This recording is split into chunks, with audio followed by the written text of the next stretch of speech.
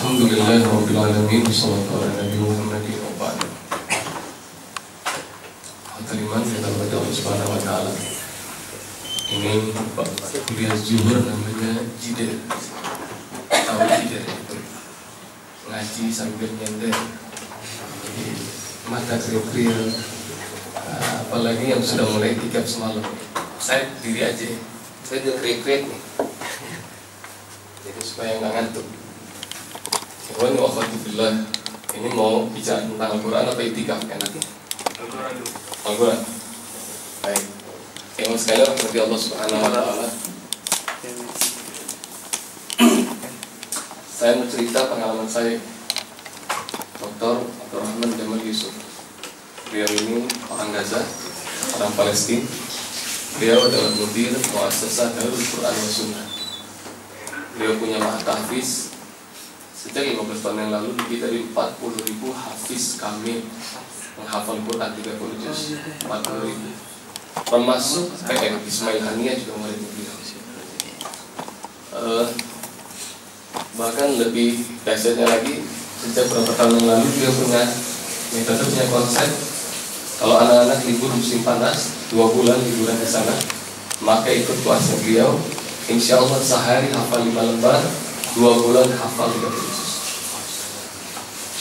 Datang silaturahmi ke Badan Amil Zakat Nasional. Kebetulan saya terlibat di sana dan kemudian saya di Indonesia di translator Kutarji. Ketika kita lagi diskusi, mendengar kata-kata kayak begitu. Dan Gaza dalam kondisi perang, Gaza dalam kondisi diboikot, itu Yayasan Darul Quran Sunnah saja ada 133 halaqah tahfiz di kota Gaza. Belum yayasan lain. Jadi tradisi sekali menghafal Quran. Kawan-kawan ketika saya terjemahkan itu, kawan-kawan Basnas kemudian pertanyaan Ustaz, tanya dong kepada Dr. Abdurrahman, kenapa ya kok bisa orang Gaza, Palestina dalam kondisi perang, mereka bisa menghafal Quran? Saya nanya, terima kasih Allah, saya sampaikan pertanyaan itu kepada Dr. Abdurrahman Jamal Yusuf. Dr. kawan-kawan bertanya, gimana ceritanya kalian bangsa Palestina, orang-orang Gaza dalam kondisi perang, kalian diboikot, kalian masih sempat menghafal Quran? Saya tanya begitu, beliau nggak jawab, beliau senyum dengan wajah yang teduh, beliau ngomong begini, saya malah heran. Tadinya saya mau nanya, orang Jakarta, orang Indonesia nggak perang, kok agak menghafal Quran? Jadi nggak masuk akal bagi Dr. Abdurrahman Jamal Yusuf, nggak masuk akal. Antum orang Jakarta nggak perang, nggak hafal Quran, nggak masuk akal. Kalau itu yang saya tanya kepada orang Gaza asli, ini pengalaman sahabat saya, Bayu Gautama, sudah pernah kesini belum? Sudah pernah kesini kan? Aksi cepat tanggap. Saat Gaza lagi seru-serunya digempur sama Israel, kaum Muslim Indonesia bergejolak, kemudian ngirim bantuan, belasan LSM kita berangkat. Dan kapal padat yang paling dekat itu Aris, Mesir. Dan Anda tahu belasan nggak bisa masuk. Termasuk juga Ustaz Feridun nggak bisa masuk. Dan Ustaz Feridun, Hidayat Nur Wahid itu nggak bisa masuk. Jadi memang Israel luar biasa dahsyatnya. Yang menariknya lagi, menu kita baru ini nggak boleh masuk coba. Baca beritanya ya. Dan subhanallah, ini pertolongan Allah. Nggak tahu gimana ceritanya, Bayu mau kawan-kawan bisa masuk. Dan Anda tahu terima dari Allah Subhanahu wa taala, saat diterima sama LSM lokal, disambut, dijemput, mereka disampaikan bahwa kalian adalah rombongan Indonesia pertama yang masuk Gaza. Jadi orang-orang Gaza itu Hotel Iman, mereka tahu, mereka dengar bahwa saudara-saudara mereka muslimin Indonesia itu adalah muslimin terbesar. Tapi orang Indonesia kayak gimana? Kayak antum yang belum pernah lihat ya. Jadi Hotel Iman rahmatullah waktu Bayu kawan-kawan masuk tuh, subhanallah, itu Ustadz kata Bayu, orang-orang pada duduk di depan teras tuh, di depan teras rumah, mereka semuanya natap kami. Itu semua orang-orang Gaza ngeliatin. Mungkin di benak mereka Ustadz kata Bayu, ini orang mana nih ya? Tinggi kagak, pendek kagak, hitam enggak, putih enggak, ganteng enggak, jelek enggak. Jadi belum pernah lihat nih orang jenisnya kayak begini. Maka karena tatapan mata tajam begitu Ustaz, mereka semua memandang kami, akhirnya kami semua terbawa pesona. Rombongannya Bayu begini, melambai sambil Assalamualaikum. Aneh sah. Orang Gaza nggak ada yang jawab salah. Salah seorang datang nyamperin ngomong gini, "Are you Muslim?" Bayu senyum, oh rupanya ini nih, dia nggak mau jawab salam, khawatir kita bukan Muslim. Maka kemudian kata Bayu, "Yes, I am Muslim. Please read Quran." Jadi dia pengen tahu lu Muslim beneran nggak? Maka Bayu keluar itu dari backpacknya mushaf sambil senyum. Oh gila, gue dites nih, kata Bayu. Waktu dia buka, maka kemudian saya di stop. No. Don't read from mushaf, read what you memorize.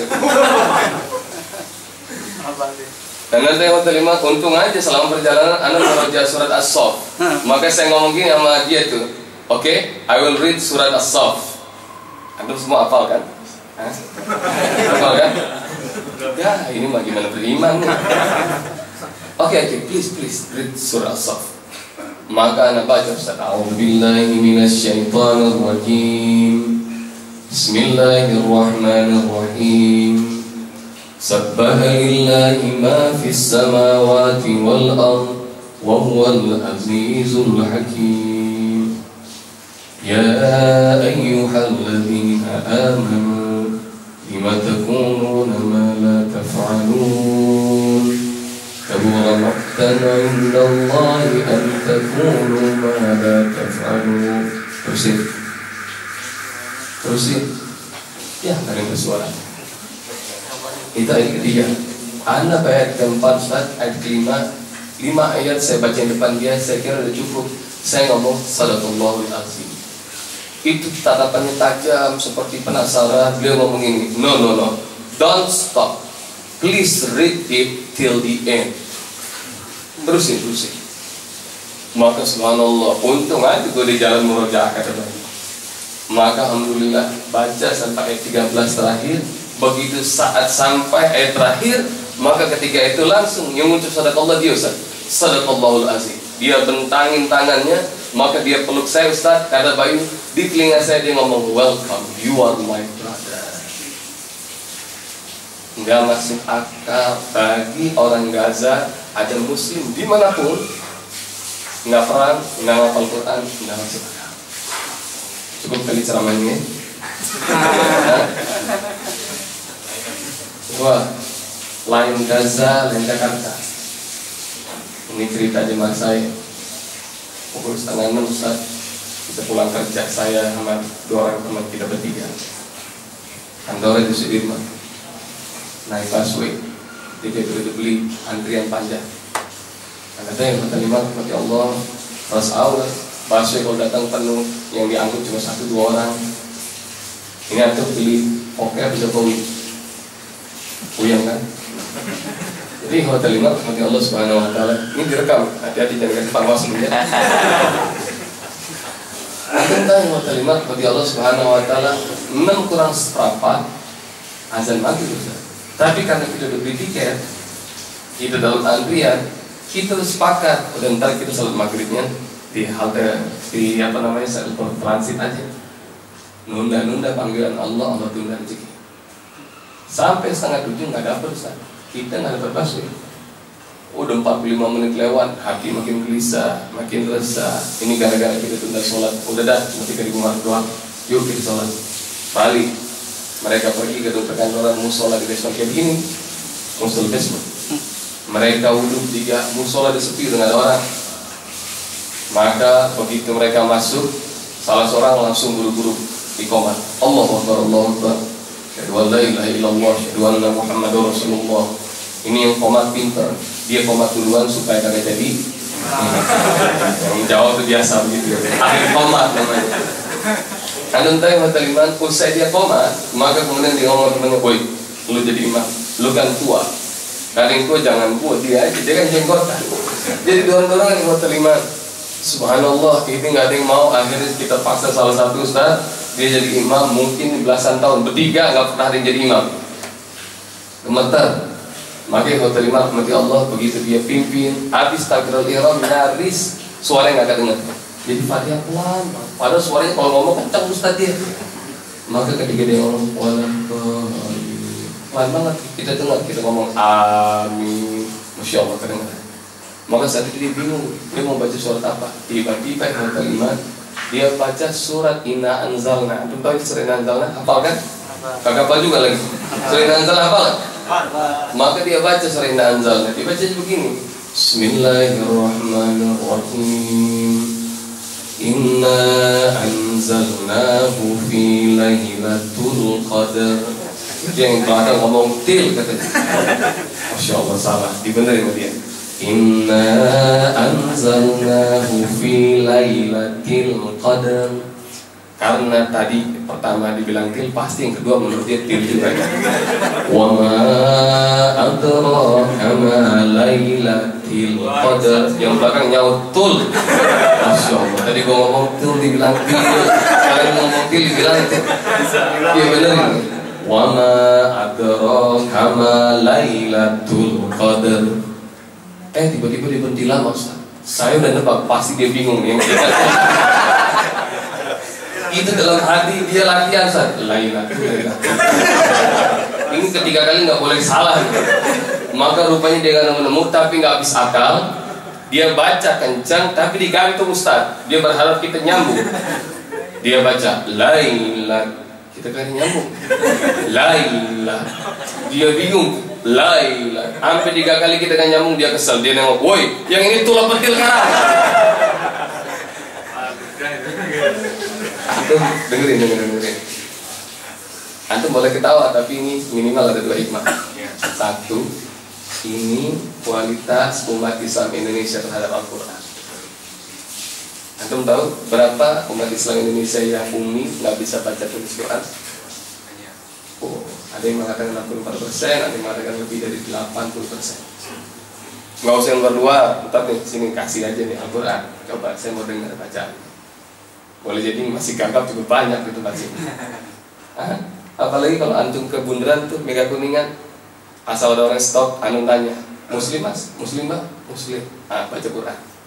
Oh insya Allah itu gagap. Jadi 1 barangkali dari 10 Anda akan dapat orang bisa baca Quran, atau mungkin 0 dari 10.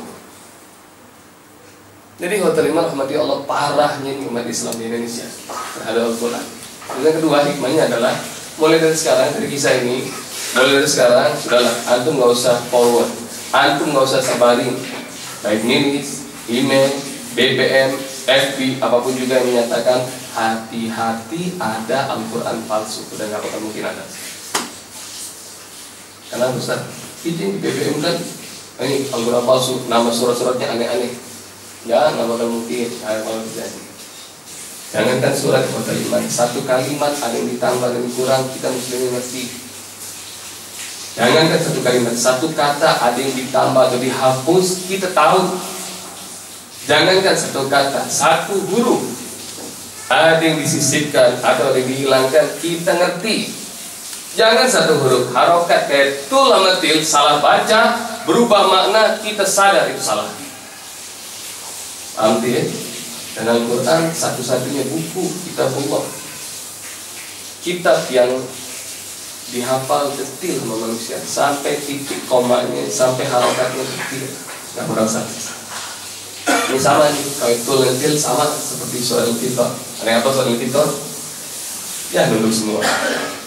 Ini di akhir surat Al-Fitor, kata yaum, anda perhatikan, wama adraka ma yaumuddin. Thumma ma adraka ma yaumuddin. 2. Yauma 3. Yauma la tamliku nafsun li nafsin syai'a wal amru yauma izin lillah. 4 kali kata yaum yang maknanya hari Allah sebut, tapi kali pertama, kedua Allah kasih dhamma, kali ketiga dan 4 Allah kasih fathah. Maknanya ikhwatul iman rahmati Allah, antum merubah harokatnya, artinya berubah. Jadi detil dihafal sama umat muslim. Jumlahnya berapa miliar? Seperti antum hafal detil untuk ngerti, dan itu miliaran manusia menghafalnya. Cukup kali ya? Ini apa jam berapa ngaji? Atau ikhwan sekalian rahmati Allah subhanahu wa ta'ala, Al-Quran. Jadi nggak masuk akal kalau antum hidup nggak punya Al-Quran. jadi ayat. Kalau antum satu hari satu ayat untuk hafalin, insya Allah nggak nyampe 17 tahun antum hafal seluruh. Padahal Rasul dan para sahabat saja hampir 23 tahun menghafal Quran. Kalau antum 2 ayat per hari, maka insya Allah nggak nyampe 10 tahun antum hafal. Kalau antum 5 ayat sehari, maka insya Allah nggak nyampe 4 tahun antum hafal. Jadi gampang. Tidak ada materi yang lebih gampang daripada Al-Quran untuk dihafal. Dan terima kemudian Allah Subhanahu Wa Taala ini satu. Jadi yuk tinggiin derajat hidup kita di hadapan makhluk, di hadapan Khalik Allah dunia akhirat dengan Al-Quran.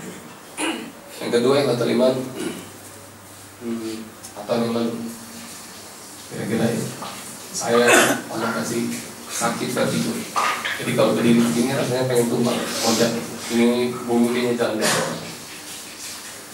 Datang ke beberapa rumah sakit, datang ke beberapa dokter, opini beda-beda, hingga kondisi dan puyeng kayak begitu. Wajah saya kalau lagi ceramah pokoknya suntuk, lecet gitu, karena saking pusing. Maka kemudian ada seorang jemaah nanya tentang kondisi saya. Maka kemudian, gimana Ustaz? Masih belum jelas status penyakitnya apa, penyebabnya apa. Maka kemudian bilang, Ustaz mau nggak saya punya profesor ahli saraf neurolog di RSCM, insya Allah dia bisa bantu bagi masalah Ustaz. Boleh saya bikin appointment Ustaz? Silahkan. Jadi dia tuh minggu ini dia telepon langsung bikin appointment. Hari yang dimaksud saya datang. Begitu saya datang, kalau terima sama Allah, nggak perlu di-scan tuh kepala saya, nggak perlu dimacam-macam ini. Baru tes dari hotel 5, itu profesor senyum. Dia mengatakan, oh Ustaz, ini sebabnya saya tahu. Sebabnya triglycerid, LDL atau LDL. Jadi kadar minyak dalam darah Ustaz berat ini terlalu tinggi. Maksimalnya 150, Ustaz nyaris 4 kali lipat, 550. Penyebabnya apa? Penyebabnya makanan katanya. Jadi antum bakal tahu tuh, Ustaz yang banyak order sama sepi order, antum bisa lihat dari postur tubuh. Jadi terima kasih Allah, kayaknya serius banget mikirin. Jadi ikhwas kalian, Allah. Jadi sekarang Ustaz harus banyak pantang makan, nggak usah pakai medication, nggak usah pakai obat-obatan. Apa aja dipantang? Karbohidrat nggak boleh segala-gala. Apa tuh? Nasi nggak boleh, ubi nggak boleh, kentang nggak boleh, singkong nggak boleh, segala-gala nggak boleh. Siap sih nggak boleh. Goreng-gorengan Ustaz nggak boleh. Siap. Daging Ustaz nggak boleh. Daging apa aja? Ayam nggak boleh. Terus kambing nggak boleh. Terus sapi nggak boleh. Terus babi nggak boleh. Babi mau bohongan juga nggak boleh. Telur nggak boleh Ustaz. Ini nggak boleh. Anda tahu hotel iman santan nggak boleh. Awalnya setiap dia ngomong satu makanan saya selalu ngomong siap. Tapi rupanya list yang disebut belasan tuh. Hingga saya mikir stop. Kalau semuanya nggak boleh, yang boleh saya makan apaan? Maka dia ngomong, mulai dari saat ini sampai Ustaz sembuh, Ustaz makannya sayur sama buah aja ya. Siap Ustaz? Karena ngebayangin buah enak ya. Saya ngomong siap. Antum teh terima rahmat Allah. Rupanya makan buah, makan sayur itu kelihatannya enak. Tapi kalau pagi antum makan begitu, siang makan gitu, malam makan begitu, insya Allah nggak ada gurih-gurihnya. Jadi baru 2 sendok udah cukup di badan. Jadi nggak ada rasa adiktifnya, nggak ada. Hingga antum tahu terima rahmat Allah, sejak saat itu saya kalau makan cuma 1/4 piring. Dan itu sudah terlalu kenyang bagi saya karena nggak ada seru-serunya. Itu sensasi di lidah, di otak nggak ada. Ya sekali rahmat Allah, maka dalam masa penyembuhan itu saya ceramah pagi jam 10 di bilangan paling dalam di sebuah keluarga berada. 11:30 saya sudah kehabisan materi, saya tutup. Dah cukup ya, ngomong gitu. Hingga itu semuanya pada bengong. Hingga tuan rumah bingung, Ustaz masih setengah jam lagi nih sholat zuhur. Terus boleh nggak makan dulu Ustaz? Udah siap? Udah katanya. Ya udah, ayo Ustaz duluan. Maka kemudian ikhwan, saya diminta berdiri ke meja prasmanan. Begitu saya berdiri, saya lihat ada orang paling tua di antara keluarga itu. Saya samperin, Pak temenin saya. Maka saya berdua bapak itu pergi ke meja prasmanan. Sampai ditumpukan piring, saya ambil piring, saya bersihin satu piring, kemudian saya kasih, Pak, bapak duluan. Enggak, Ustaz dulu. Enggak, urusan makan tetap aja, yang lebih tua sunahnya. Maka itu nasinya 2 macam, ada nasi goreng, nasi putih. itu kakek ambil. Daging ayam diambil, tempe diambil, tahu diambil, telur diambil, daging sapi diambil, ikan diambil, sayur diambil, sop diambil, buah diambil, nggak ada yang lewat, semuanya diambil. Sementara ini anak muda yang banyak penyakitnya, nasi lewat, daging lewat, ikan lewat, semuanya lewat, telur lewat, nah segala macam. Apa yang saya ambil? Ujung sayur sama buah. Tahu nggak? Piring saya cuma seperempatnya doang, nggak ada nafsu sama sekali sama buah sama sayur. Maka begitu udah selesai saya ambil, saya lihat beliau duduk di mana, saya mau jadi teman ngobrol, saya samperin. Begitu beliau duduk, saya duduk samping beliau, saya lihatin piring, masya Allah nih kakek-kakek, munjung piringnya. Saya ngomong gini sambil saya duduk, saya ngomong gini, Pak, belum ada pantang makan. Alhamdulillah Ustaz, Allah kasih saya sehat walafiat. Saya udah iri tuh. Saya nanya berapa usia bapak? Saya nanya usianya, dia tatap wajah saya sambil senyum, bukan dijawab, dia nanya malah. Coba Ustaz tebak, berapa usia saya? Ngelihat wajahnya saya mau 63 ya Pak. Salah Ustaz. 65? Salah. 67? Salah Ustaz. Berapa usia bapak? Saya nanya. Nggak dijawab tuh, dia copot peci. Begitu copot peci dia ngomongin, Ustaz, cari di rambut saya, ada nggak ubat barang selai? Demi Allah itu rambutnya hitam, nggak ada ubat. Kalau antum deketin kepala saya, insya Allah ketemu ratusan ubat. Kemudian saya kejar lagi, berapa usia bapak? Enggak dijawab. Dia lepas kacamatanya, dia ngomong ini kacamata Ustaz, nggak minus, nggak plus. Ngapain dipakai? Saya ngomong, untuk nangkal stroke matahari. Dia ngomong gitu. Masya Allah, saya malu bener nih. Ini anak muda yang banyak penyakitnya, minus 6, silinder 2 lagi. Antum tahu Allah, saya kejar berapa usia bapak? Maka saat itu Allah sambil senyum, beliau mengatakan, Alhamdulillah Ustaz, baru 83 tahun, nggak pakai uban, matanya nggak ada, minus nggak ada plus. Yang ubanan dengerin banget rahasianya, tentang Allah saya kejar. Apa rahasianya Pak? Awet muda masih ada walafiat. Maka beliau bukan ngejawab, beliau senyum, dia nanya gini, Ustaz suka baca Quran? Dalam hati lu ngeledek banget, bukan Ustaz, makanya tanya begitu. Maka karena dia nanya begitu, saya kasih jawaban yang kira-kira mentok sudah. Saya ngomong gini, minimal sekali sehari pada subuh, nggak cuma baca Quran teksnya, saya dengan tafsir saya berikan buat jemaat saya di masjid setiap subuh. Minimal setengah jam. Saya kira udah mentok tuh, pakai tafsir tuh gak bakal mampu gitu menurut saya. Subhanallah, beliau ngomong gini, cuma sekali Ustaz sehari. Iya, saya ngomong gitu. Beliau tatap lagi wajah saya, nambah nyelekit, dia ngomong begini, kalau begitu banyakkan makan daripada baca Quran. Nanti Allah, wih, saya jadi penasaran, saya kejar. Apa urusan Pak? Al-Quran sama awet muda dan sehat walafiat. Ngelihat saya seru sekali nanya begitu, beliau senyum, beliau senang memperkenalkan saya. Beliau ngomong begini, Ustaz kaget lihat saya 83 tahun kayak begini. Saya kasih tahu mau Ustaz, 97 tahun usia guru saya di Sumatera Barat. Dan Ustaz tahu dia masih kemana-mana, masih bawa mobil sendiri, nggak pakai supir, nggak pakai pendamping, masih berani. Matanya tajam, otaknya masih memori masih kuat. Dan beliau itu guru SD saya. Saat beliau ngajar dulu ketika saya SD, banyak kalimat-kalimat bijak, mutiara hikmah yang beliau sampaikan. Salah satunya yang saya masih terus pakai dalam hidup ini adalah jangan terlalu sering baca kiri ke kanan. Mulai sekarang perbanyaklah baca kanan ke kiri. Paham nggak? Paham? Sekarang saya mau tanya mantum semua, mana lebih sering ngeliat BBM, ngeliat FB, ngeliat LCD HP antum, atau baca Quran? Jawab.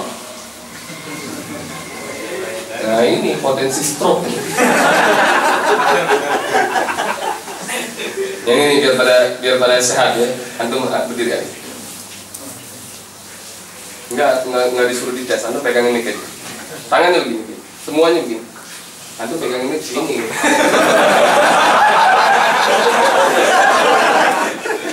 Gini tangannya. Anda mau lihat nih, antum udah bener belum tuh otak kanan otak kirinya? Tangan kanan coba keluarin jempol. Tangan kanan. Tangan kiri kelingking. Ini, ya. Kalau saya bilang kanan, maka jempol kanan kelingking kiri. Kalau saya bilang kiri, jempol kiri kelingking kanan. Siap? Oke, sekarang kiri. Nah, puyeng nah. Ayo, ini jangan dua-duanya tuh. Nih lihat di jempol, ini kelingking. Tukar kebalik. Sini. Nah, yo kanan. Nah, puyeng udah ketahuan stroke kiri. Ini jangan dua-duanya. Kanan, kiri, kanan, kiri. Mukanya lihat ke saya aja, jangan lihat jempol. Kanan, kiri, kanan, kiri, kanan, kiri, kanan. Itu tuh cuma satu tuh kiri nggak dikeluarin. Kanan, kiri, kanan, kiri. Oke, ini mungkin terlalu susah buat antum. Sekarang saya kasih yang gampang. Ini gampang nih. Tangan kanan antum gini, peace. Ini gampang. Yang kiri ngajak perang, tembak. Ya, kalau saya bilang kanan maka kanan peace. Kalau saya bilang kiri, kirinya peace. Paham? Ya, sekarang kiri. Ini gampang. Kanan, kiri, kanan, kiri, kanan, kiri. Ini pantesan kalau ceramah bukan. Jadi antum ngerti tuh. Antum tahu bahwa kenapa ya Allah turunin Al-Quran pakai bahasa Arab? Tahu nggak? Kenapa Allah pilih bahasa Arab? Bukan dipakai bahasa kanji dari atas ke bawah. Bukan dengan bahasa Latin kiri ke kanan. Pikirin. Kenapa? Dan mungkin dalam hidup antum mungkin sering pernah bertanya kenapa ya Allah turunin pakai bahasa Arab? Bukan pakai bahasa Indonesia, bukan bahasa yang lain. Antum tahu yang berterima dari Allah Subhanahu Wa Taala pakai bahasa Arab surat 12 ayat 2. Inna anzalnahu Qur'anan Arabiyyan la'allakum ta'qilun. Kami turunkan Al-Quran ini pakai bahasa Arab, kata Allah. La'allakum ta'qilun, supaya kalian berakal, supaya kalian pintar, supaya kalian cerdas, supaya kalian jenius, supaya kalian sehat. Kita kebanyakan selalu menggunakan tak kiri. Ingat kalau antum punya kenalan, keluarga, sahabat, orang tua atau siapapun juga yang kena stroke mati sebelah badan, periksa. Insya Allah yang mati sebelah badan bagian kanan. Kenapa? Karena otak tuh kerjanya kebalik. Ini buat yang kanan-kanan ngasih instruksi otak kiri. Yang sebelah kiri semuanya yang ngasih instruksi otak kanan. Kebanyakan antum pakai otak kiri, maka yang ada stroke. Maka mulai sekarang yuk imbangin. Kalau bisa lebih dominan baca dari kanan ke kiri. Sehat. La'allakum ta'qilun. Ustaz itu kan buat muslim aja.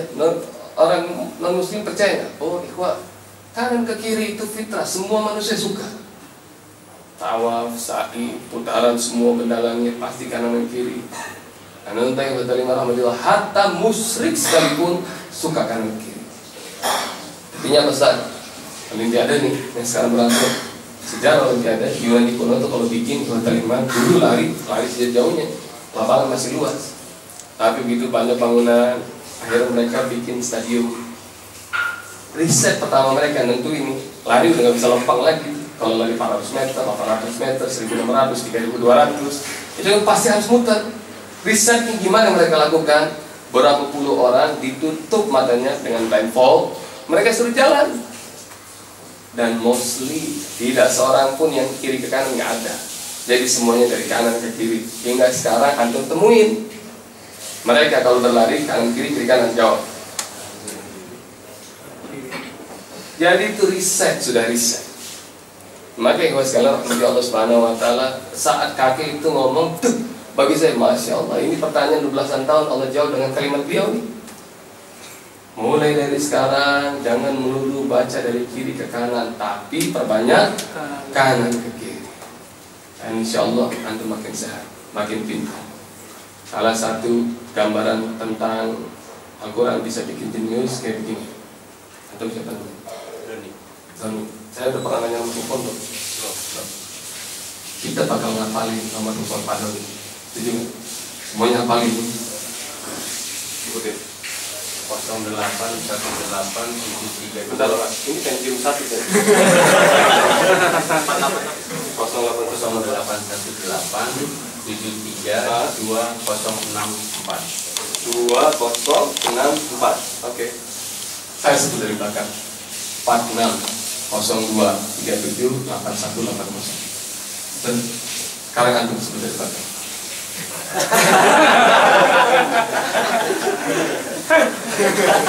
Oh yang pegang kepala. Jadi saya insya Allah bikin semua jenis. Sekali dengar hafal. Dan nggak cuma dari depan belakang, depan, tidak hafal.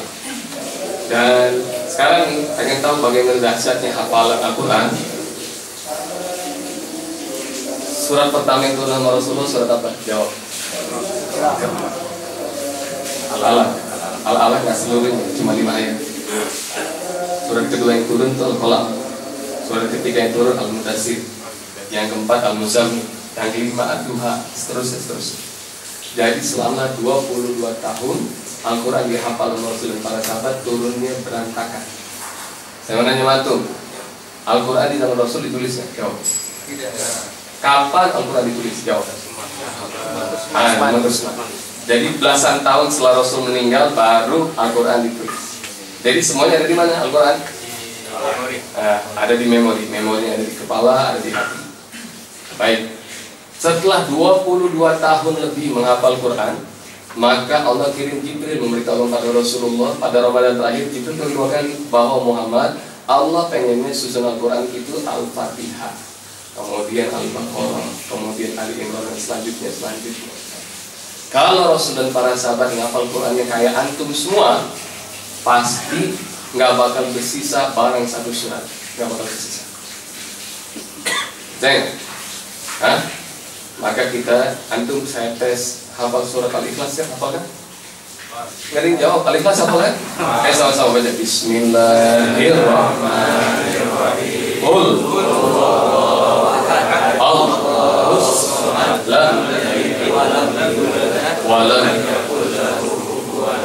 Ayo sama-sama dari ayat 4 ke 1. 1, 2, 3. Ini pada buyang nih.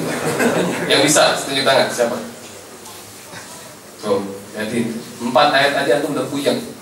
Gimana 6.236 ayat? 0818732034. Hah? 0818 73 064 73 2064 46 02 378180. Jadi ikhwas sekalian bagi Allah tuh kayak begitu, sekali dengar cukup. Dan itu yang dibawa sama Rasul, ajaran kepada umat, diajarin oleh Jibril, ajaran kepada umat terus jalan. Jadi balik, jadi kita harus akrab sama Quran, insya Allah antum semua jadi jenius. Nggak usah khawatir tentang kecerdasan, kepintaran, kejeniusan Yahudi. Kalau pakai ilmu Al-Quran, insya Allah semuanya lewat. Ada pertanyaan? Masih ada 10 menit. Ya, silakan. Assalamualaikum warahmatullahi wabarakatuh. Waalaikumsalam.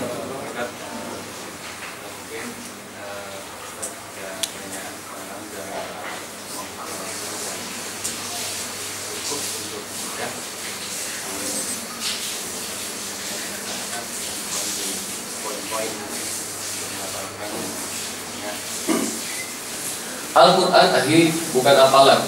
Jadi kalau Al-Quran hafalan, insya Allah hilang. Jadi Rasulullah SAW para sahabat itu gampang hafal, susah lupa. Kalau kita susah hafal, gampang lupa.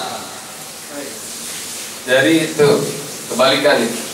Ayat yang terusin, sanukri'uka fala illa masya Allah. Artinya tahu nggak? Kami akan bacakan padamu Muhammad, maka engkau tidak akan pernah lupa lagi selamanya, kecuali kalau Allah pengen. Jadi sekali dibacain, apal permanen nggak bakal lupa. Jadi saya ingin menyampaikan kepada anda bahwa Al-Quran bukan hafalan, bukan. Jadi kalau memang hafalan yang terima di Indonesia ini banyak pesantren tahfiz, anak-anak santri bisa menghafal. Tadi saya bilang, Dr. Ron Jamal Yusuf 2 bulan orang bisa 30 juz. Di Jakarta nih ada yang 6 bulan hafal, ada yang 2 tahun, ada yang 3 tahun. Anda pergi ke PT IKI, setahun, 2 tahun, 3 tahun mereka hafal. Tapi mereka hafal, insya Allah lupa lagi. Seperti kita tuh, ngapa lupa. Dan saya mau nanya, kalau orang Indonesia bisa ngapal Quran segitu cepatnya, emangnya Rasul sama para sahabat kurang pintar apa bisa ngapal Quran ke 23 tahun? Setuju nggak tuh bilang bahwa orang Indonesia lebih pintar daripada Rasul? Setuju nggak? Hikmah apa itu kalimat kau yang membuat Allah turun Al-Quran yang demikian lama? Al-Quran bukan hafalan, tapi kalau misalnya antum nikmati, insya Allah nggak perlu ngapal, antum bakal hafal Quran. Contoh, gini ya, dengerin. Saya yakin antum tahu kejadian di Gunung Salak kemarin ya. Ada apa yang jatuh? Pesawat apa? Sukhoi itu buatan mana? Buatan Rusia. Itu ketika terbang dari Cengkareng apa dari bandara mana? Bandara Halim. Yang jatuh penerbangan ke-1, kedua, ketiga, atau keberapa? Kedua.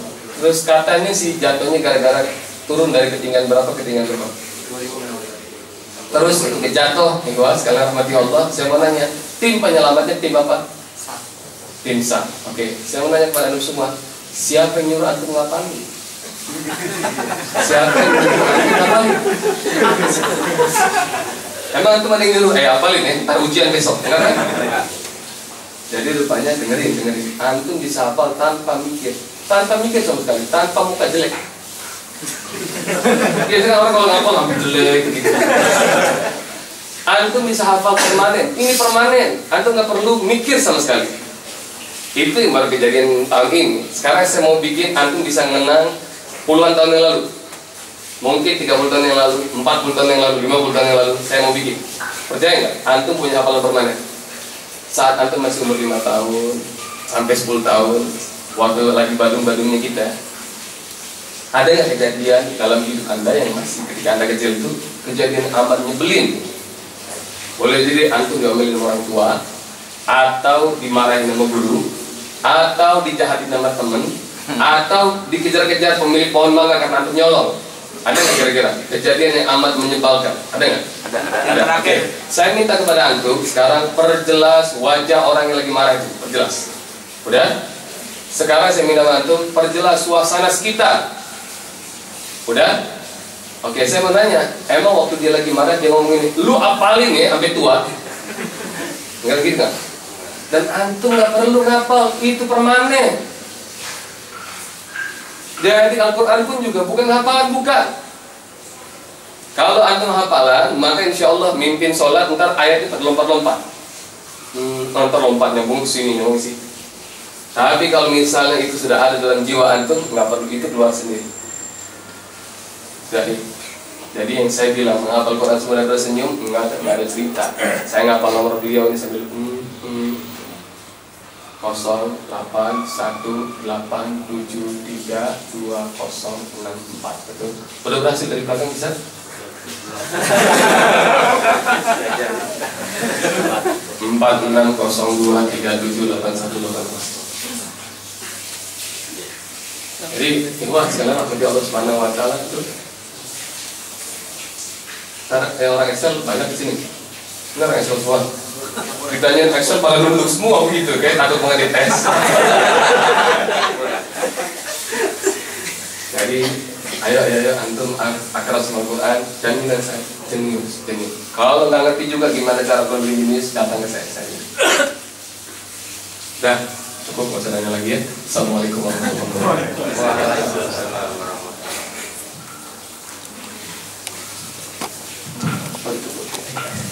Ya, baik. Alhamdulillah sudah kita sama-sama mengikuti kajian pada sumur pada siang hari ini. Bisa mengucapkan kesempatan kepada kita bisa bertemu beliau di tempatnya. Dan mudah-mudahan juga atas nama yang saya kami mengucapkan terima kasih dan mohon maaf bila kekurangan selama pelaksanaan kajian Ramadan ini. Dan mudah-mudahan kita bisa mengoptimalkan di 10 tahun Ramadan ini. Kita sama-sama hadir dan dalam majlis. Assalamualaikum warahmatullahi wabarakatuh.